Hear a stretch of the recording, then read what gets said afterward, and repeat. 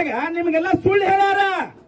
ನಿಮ್ಮೆಲ್ಲರಿಗೂ ಸುಳ್ಳು ಹೇಳ್ಯಾರ. ಅವರು ಏನ್ ಸುಳ್ಳು ಹೇಳ್ಯಾರಪ್ಪ ನಿಮ್ಗೆಲ್ಲ ಗೊತ್ತದ. 2014ದಾಗ ಏನಂದ್ರು ಅವರು, ನಿಮ್ಮೆಲ್ಲರಿಗೆ 15 ಲಕ್ಷ ಅಕೌಂಟ್ಗೆ ಹಾಕ್ತೀನಂದ್ರು. ಹಾಕಿದ್ರ? ನಿಮ್ಗೆ ಯಾರಿಗಾರ ಬಂದವ 15 ಲಕ್ಷ? ನಿಮ್ಗೆ ಯಾರಿಗಾರ ಬಂದವ? ಯಾರಿಗೆ ಬಂದಿಲ್ಲ. ಸುಳ್ಳು ಹೇಳಿದ್ರು. 1 ವರ್ಷಕ್ಕ 2 ಕೋಟಿ ಉದ್ಯೋಗ ಕೊಡ್ತೀನಂದ್ರು. 1 ಉದ್ಯೋಗ ಕೊಡ್ಲಿಲ್ಲ. ಕಾಲಾಧನ ತರ್ತೀನಂದ್ರು. 10% ತರ್ಲಿಲ್ಲ. ನೋಟ್ ಬಂದಿ ಮಾಡಿದ್ರು. ನಮ್ಮೆಲ್ಲ ಹಿರಿಯರು ಹೋಗಿ ಎಲ್ಲ ಬ್ಯಾಂಕಿಗೆ ಪಾಳಿ ಹಚ್ಚಿ ಒಬ್ಬರ ಮ್ಯಾಗ ಒಬ್ಬರು ಬಿದ್ದು ಸುಮಾರು 174 ಮಂದಿ ಸತ್ರು. ಇದಕ್ಕೆ ಕೊಲೆ. ಇದಕ್ಕೆ ಕಾರಣ ಯಾರು? ಮೋದಿ. ಇದಕ್ಕೆ ಕಾರಣ ಮೋದಿ. ಕೊಲೆಗಡಕ ಮೋದಿ. ಮತ್ತೆ ರೈತರಿಗೆಲ್ಲರಿಗೆ ಕೊಲೆ ಮಾಡಲಿಲ್ವಾ? ಇದಕ್ಕೆಲ್ಲ ಕಾರಣೀಭೂತರು ಯಾರು? ಮೋದಿ, ಬಿಜೆಪಿ ಸರ್ಕಾರ. ಇಂಥವ್ರಿಗೆ ಓಟ್ ಹಾಕ್ಬೇಕಾ ನಾವು? ಇಂಥವ್ರಿಗೆ ಓಟ್ ಹಾಕ್ಬೇಕಾ? ಅರೆ ಈ ಕರ್ನಾಟಕದಲ್ಲಿ ನೋಡ್ರಿ, ಈ ಕಲಬುರಗಿಯಲ್ಲಿ ಒಂದೇ ಒಂದು ಕೆಲಸ ಮಾಡಿಲ್ಲ ಅವರು. ನೀವು 4-5 ಬಾರಿ ಉಮೇಶ್ ಜಾಧವ್ ಓಟ್ ಹಾಕಿದ್ರಪ್ಪ. ಏನ್ ಕೆಲಸ ಮಾಡ್ಯಾರಪ್ಪ ನೀವು ಹೇಳ್ರಿ? ಒಂದೇನ ಕೆಲಸ ಮಾಡ್ಯಾರ ಕಲಬುರಗಿಗೆ? ಯಾವ ದಿಕ್ಕಿಗೆ ಹೋರಿ?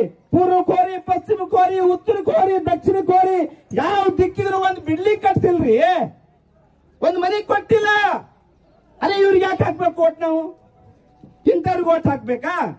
ಅದಕ್ಕೆ ಯಾವುದೇ ಕಾರಣಕ್ಕೂ ಇವರು ಸುಳ್ಳು ಹೇಳೋರು. ಬರೇ ಜಾತಿಗಳ ಮತ್ತೆ ಜಗಳ ಹಚ್ಚೋರು. ಬರೇ ಹಿಂದೂ ಮುಸ್ಲಿಂ ಜೈ ಶ್ರೀರಾಮ್. ಇದು ಉಳ್ಳಾಕ್ ಬರ್ತದ? ಇದು ರೈತರು ಹೊಟ್ಟೆ ತುಂಬತದ? ಜನರು ಹೊಟ್ಟೆ ತುಂಬತದ? ತಾಯರ ಬದುಕು ಬಂಗಾರ ಆಗ್ತದ? ರೈತರ ಬದುಕು ಬಂಗಾರ ಆಗ್ತದ? ಏನೂ ಇಲ್ಲ. ಬರೇ ಹಿಂದೂ ಮುಸ್ಲಿಂ ಜೈ ಶ್ರೀರಾಮ್. ಇದು ನಡೆಯಲ್ಲ. ಇವತ್ತೆಲ್ಲ ದೇಶದ ಜನ, ಕಲಬುರಗಿ ಜಿಲ್ಲೆಯ ಜನ ಇವತ್ತಿನ ದಿವಸ ಎಲ್ಲರೂ ಶಾಣ್ಯರಾಗ್ಯಾರ. ಅದಕ್ಕೆ ಇವತ್ತಿನ ದಿವಸ ಈ ಸುಳ್ಳು ಹೇಳ್ತಕ್ಕಂತ ಮೋದಿ ಅವರಿಗೆ ಓಟ್ ಹಾಕ್ಬಾಡ್ರಿ. ಸುಳ್ಳು ಹೇಳ್ತಕ್ಕಂತ ಉಮೇಶ್ ಜಾಧವ್ ಅವರಿಗೆ ಓಟ್ ಹಾಕ್ಬಾಡ್ರಿ. ಅಫ್ಜಲ್ಪುರ್ ಮತಕ್ಷೇತ್ರದ ಜನರಿಗೆ ನಾನು ವಿನಂತಿ ಮಾಡ್ತೀನಿ. ಈ ಭಾಗದ ಜನಪ್ರಿಯ ಶಾಸಕರಾಗಿರ್ತಕ್ಕಂತ ಸನ್ಮಾನ್ಯ ಶ್ರೀ ಎಂ ಆರ್ ಪಾಟೀಲ್ ಸಾಹೇಬ್ರು, ನೀವು ಎಲ್ಲರ ಹೋರಿ, ಯಾವ ಊರಾಗಿರ ಹೋರಿ, ಒಂದಿಲ್ಲ ಒಂದು ಅವ್ರ ಕೆಲಸ ಕಾಣ್ತಾವ. ಯಾವ ಊರಾಗಿರ ಹೋರಿ ನೀವು? ಏನೇ ಆಗ್ಲಕ್ಕ ಈ ಸಲ ರಾಧಾಕೃಷ್ಣ ಸಾಹೇಬ್ರಿಗೆ ಮಾತ್ರ ನಾವು ಕೊಡ್ಬೇಕಂತ ಯುನಾನಿಮಸ್ಲಿ ಒಂದೇ ಒಂದು ಹೆಸರು ನಾವು AICC ಕಳಿಸ್ಕೊಟ್ಟೇವೆ. BR ಪಾಟೀಲ್ ಮುಂದಾಳತ್ವದಲ್ಲಿ ಅವ್ರು ಬಂದಿದ್ದಾರೆ.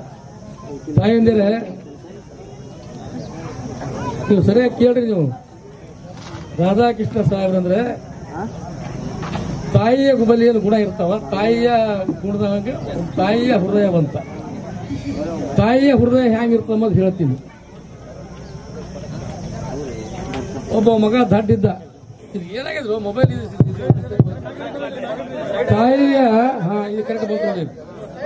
ತಾಯಿಯ ಹೃದಯವಂತ ಅಂತ ಯಾರಿಗಂತಾರಂದ್ರೆ ಹೇಳ BR ಪಾಟೀಲ್ ದಡ್ಡಿದ್ದ ಮಗ. ಬಹಳ ದಡ್ಡಿತ್ತು, ಓದಿದಿಲ್ಲ, ಬರ್ದಿದಿಲ್ಲ.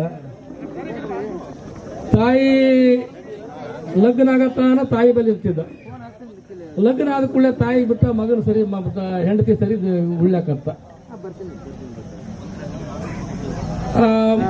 ತಾಯಿ ಬಳಿ ದುಡ್ಡಿದ್ದು ಜನ ಬಂಗಾರ ಬೆಳ್ಳಿ ಮಾಡಕ್ಕೆ ಏನೋ ಕಷ್ಟಪಟ್ಟು ದುಡ್ಡು ಇಟ್ಕೊಂಡಿದ್ದು. ಮತದಾರರಲ್ಲಿ ನಾನು ವಿನಂತಿ ಮಾಡಿಕೊಳ್ಳುತ್ತೇನೆ. ಈ ಸಲ ನಾವೆಲ್ಲರೂ ಈ ನಮ್ಮ ರಾಧಾಕೃಷ್ಣರವರಿಗೆ ಮತ ಚಲಾಯಿಸಿ ಕಾಂಗ್ರೆಸ್ ಪಕ್ಷದ ಕೈಯನ್ನು ಬಲಪಡಿಸಬೇಕು. ಹಾಗೂ ಮಾನ್ಯ ಮಲ್ಲಿಕಾರ್ಜುನ ಖರ್ಗೆ ಅವರಿಗೂ ಹಾಗೂ ಕರ್ನಾಟಕ ಸರ್ಕಾರದಲ್ಲಿದ್ದಂಥ ಎಲ್ಲ ಕಾಂಗ್ರೆಸ್ ಪಕ್ಷದವರಿಗೂ ತಾವು ಇವರಿಗೆ ಮತ ಹಾಕಿ ಆರಿಸಿ ತಂದು ಹಿಂದೆ ಮಾಡಿದ ನಾವು ತಪ್ಪು. ಯಾಕಂದ್ರೆ 10 ವರ್ಷಗಳ ಹಿಂದೆ ನಾವು ಮಾಡಿದ್ದೆವು. ಮಲ್ಲಿಕಾರ್ಜುನ ಖರ್ಗೆ ಅವರಿಗೆ ಓಟ್ ಹಾಕಲಾರದು ಒಂದು ದೊಡ್ಡ ತಪ್ಪಾಗಿದೆ. ಆ ಪ್ರಾಯಶ್ಚಿತ್ತವನ್ನು ಇವತ್ತು ಇವರಿಗೆ ಓಟ್ ಹಾಕಿ ನಾವು ಇವತ್ತು ಅದನ್ನು ನಿಜವಾಗಿ ಉಳಿಸಬೇಕು. ಅದಕ್ಕಾಗಿ ತಾವೆಲ್ಲರಿಗೂ, ಹತ್ತನೂರು ಗ್ರಾಮದವರಿಗೂ, ಸುತ್ತಮುತ್ತಲ ಎಲ್ಲ ಹಿರಿಯರಿಗೂ ಈ ಒಂದು ಪದೇ ನಾನು ಬೇಡಿಕೊಳ್ಳುವುದೇನೆಂದರೆ, ಯಾಕೆ ಈ ಮತವನ್ನು ಕಾಂಗ್ರೆಸ್ ಪಕ್ಷಕ್ಕೆ ತಾವು ಹಾಕಬೇಕಂದ್ರೆ, ಯಾಕಂದ್ರೆ ಈ ಹತ್ತನೂರು ಗ್ರಾಮದ ಕಥೆ ಹಿಸ್ಟರಿ ಬಹಳ ಹಿಂದಿನಿಂದ ಬಂದಿದೆ. ಯಾಕಂದರೆ ಎಂ ಆರ್ ಪಾಟೀಲ್ ಅವರು ಫಸ್ಟ್ MLA ನಿಂತಿದ್ದರು.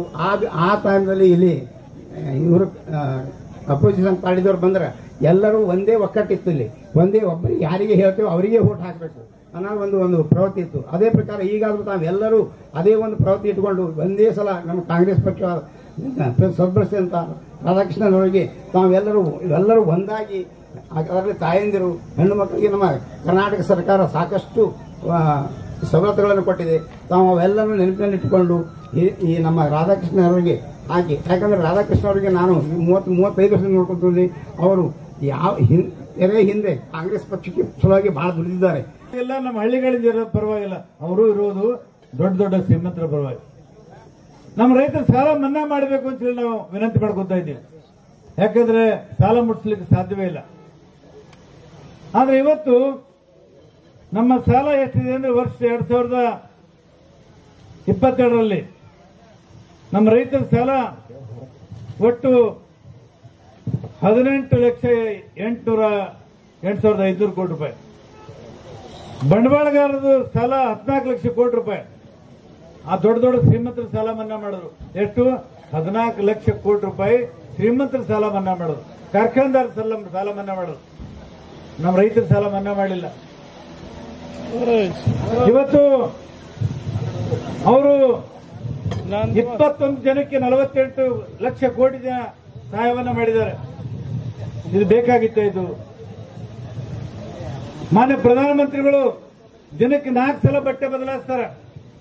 ಈ ಬಡ ದೇಶದಲ್ಲಿ 4 ಸಲ ಬಟ್ಟೆ ಬದಲಾಯಿಸೋದು ಬೇಕಾ? ಇದೇನು ನಾಟಕ ಕಂಪನಿನ? ಇದೇನು ಸಿನಿಮಾನ? ಈ ಡೋಂಗಿತನ ಅಲ್ವಾ ಇದು? ನಮ್ಮ ಪ್ರಧಾನಮಂತ್ರಿ ಹತ್ರ ಒಟ್ಟು 6 ಕಾರುಗಳು ಬಂದವು ಹೊಸದಾಗ. ಆ 6 ಕಾರುಗಳ ಕಿಮ್ಮತ್ತು 82 ಕೋಟಿ. 82 ಕೋಟಿ. ನಿಮಗೆ ಓಡಾಡಲಿಕ್ಕೆ ಸರಿಯಾದ ಬಸ್ಗಳಿಲ್ಲ, ಇಲ್ಲಿ ಓಡಾಡಲಿಕ್ಕೆ ಎತ್ತಿನ ಬಂಡಿ ಇಲ್ಲ. ಆದ್ರೆ ನಮ್ಮ ಪ್ರಧಾನಮಂತ್ರಿಗೆ 82 ಕೋಟಿ ರೂಪಾಯಿ ಖರ್ಚು ಮಾಡಿ 6 ಕಾರುಗಳು ಖರೀದಿ ಮಾಡಿದ್ದಾರೆ. ಅದೇ ತರ ವಿಮಾನಗಳು ಖರೀದಿ ಮಾಡಿದ್ರು. 8,500 ಕೋಟಿ ರೂಪಾಯಿ ಒಂದು ವಿಮಾನ. ಒಟ್ಟು 17,000 ಕೋಟಿ ರೂಪಾಯಿ ಖರ್ಚು ಮಾಡಿ 4 ವಿಮಾನ ತಂದ್ರು. ಇದು ಯಾವ ದುಡ್ಡಿದು? ಅವ್ರ ಪೆನ್ನು ಉಪಯೋಗ ಮಾಡಂತ ಪೆನ್ನು 2.5 ಲಕ್ಷದ್ದು, ಅವ್ರ ಚಸ್ಮಾ 1.5 ಲಕ್ಷದ್ದು. ಪಾರ್ಲಿಮೆಂಟ್ ಇತ್ತು, ನಮ್ಮ ಬ್ರಿಟಿಷ್ ಕಟ್ಟಿದ ಪಾರ್ಲಿಮೆಂಟ್. ಅಲ್ಲಿ ನೆಹರೂಜಿ ರಾಜ್ಯ ಆಳಿದ್ರು, ಇಂದಿರಾ ಗಾಂಧಿ ಆಳಿದ್ರು, ವಾಜಪೇಯಿ ಆಳಿದ್ರು, ಚೌಧರಿ ಚರಣ್ ಸಿಂಗ್ ಆಳಿದ್ರು, ಚಂದ್ರಶೇಖರ್ ಆಳಿದ್ರು, ಮನಮೋಹನ್ ಸಿಂಗ್ ಆಳಿದ್ರು. ಇವರಿಗೆ ಹೊಸ ಪಾರ್ಲಿಮೆಂಟ್ ಕಟ್ಟುವಂತ ಅವಶ್ಯಕತೆ ಏನಿತ್ತು? ತಮ್ಮ ಸ್ವಂತ ಮನೆ ಕಟ್ಟುವುದಕ್ಕೆ ಪ್ರಧಾನಮಂತ್ರಿ ಮೋದಿಯವರು 500 ಕೋಟಿ ರೂಪಾಯಿ ಖರ್ಚು ಮಾಡಿ ಮನೆ ಕಟ್ತಾ ಇದ್ದಾರೆ. 500 ಕೋಟಿ ರೂಪಾಯಿ ನಮ್ಮ ಬಡವರಿಗೆ ನಾವು ನೋಡಿದ್ವಿ. ಈಗ ತಿಪ್ಪಣ್ಣಪ್ಪ ನಾವು ಬರುವಾಗ ಪತ್ರದಲ್ಲಿದ್ದೀರಿ. ಇಂಥ ಕೆಟ್ಟ ಬಿಸಿಲ ಪತ್ರದಾಗ ಹೆಂಗೆ ಬದುಕ್ತಿರೋ ಪಾಪ ನೀವು ಗೊತ್ತಿಲ್ಲ. ಎಂ ಪಾಟೀಲ್ ಸಾಹೇಬ್ರೆ, ವಿ ಪಾಟೀಲ್ ಸಾಹೇಬ್ರೆ, ಉಮ್ಮಣ್ಣಪ್ಪ ಕಮ್ಮಕ್ನೂರವ್ರೆ, ಮತ್ತೆ ಈ ಗ್ರಾಮದ ಹಿರಿಯರಾದ ಅಪೂರ್ವ ಪಾಟೀಲ್ ದತ್ತನ್ ಸಾಹೇಬ್ರೆ, ರಾಜಗೋಪಾಲ್ ರೆಡ್ಡಿ ಅವರೇ, ಮಾತೇಶ್ ಅವರೇ, ಮತ್ತೆ ಪಾಟೀಲ್ ಅವರೇ, ನಮ್ಮ ಬ್ಲಾಕ್ ಅಧ್ಯಕ್ಷರುಗಳಿಗೆ, ಎಲ್ಲರೂ ಬೇರೆ ಕಡೆ ಎಲ್ಲ ಮಾತಾಡಿದ್ದಾರೆ. ಗ್ಯಾರಂಟಿಯಿಂದ ಎಲ್ಲ ತಲುಪ್ತಾ ಇದೆ. ನಾನು 2 ಮಾತಲ್ಲಿ ಹೇಳ್ತೀನಿ. ಈ ಅಭ್ಯರ್ಥಿ ಕ್ಷೇತ್ರದಿಂದ ತಾವು ಆಯ್ಕೆ ಮಾಡಿ ಬಹುಮತದಿಂದ ಗಳಿಸಿದ್ರೆ ನಮ್ಮ ಸೇವೆ ಮಾಡೋದಕ್ಕೆ ಅವಕಾಶ ಮಾಡಿಕೊಡಿ ಅಂತ ಕಳಕಳಿಯಾಗಿ ಹೇಳ್ತೀನಿ. ಈ ಸ್ಕೀಮ್ ಬಗ್ಗೆ ಅದ್ರ ಬಗ್ಗೆ ಹೇಳ್ತಾರೆ. ನಮ್ಮ ಅಭಿವೃದ್ಧಿ, ಗುಲ್ಬರ್ಗ ಅಭಿವೃದ್ಧಿ ಆಗಬೇಕು, ಉದ್ಯಮದಾಗ ಅಭಿವೃದ್ಧಿ ಆಗಬೇಕಂದ್ರೆ ಕಾಂಗ್ರೆಸ್ ಪಕ್ಷದ ಅಭ್ಯರ್ಥಿ ಗೆಲ್ಲಬೇಕು. ನನ್ನ ಪ್ರತಿಯೊಂದು ಬಹುಮತ ಗೆಲ್ಲಿಸಿ ಅಂತ ಹೇಳಿ ತಮ್ಮನ್ನು ಇನ್ನೊಂದ್ಸಲ ಕಳಕಳಿಯಿಂದ ವಿನಂತಿ ಮಾಡಿ ನನ್ನ 2 ಮಾತನ್ನು ಮುಗಿಸ್ತೇನೆ. ಜೈ ಹಿಂದ್, ಜೈ ಕರ್ನಾಟಕ. ಧನ್ಯವಾದಗಳು.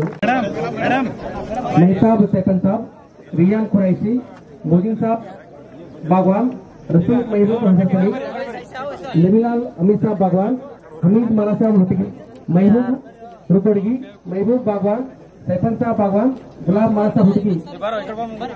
ಈ ಎಲ್ಲ ಯುವಕರು ಬಂದು ಇವರು ಪಕ್ಷಕ್ಕೆ ಸೇರ್ಪಡೆಯಾಗ್ತಾ ಇದ್ದಾರೆ. ಯುವಕರ ಮುಖಂಡದಲ್ಲಿ ದಯವಿಟ್ಟು ಸ್ವಲ್ಪ ಸಹಕಾರ ನೀಡಬೇಕು. ಸ್ವಲ್ಪ ಸೈಡ್ ಆಗಿರಲಿ ದಯವಿಟ್ಟು.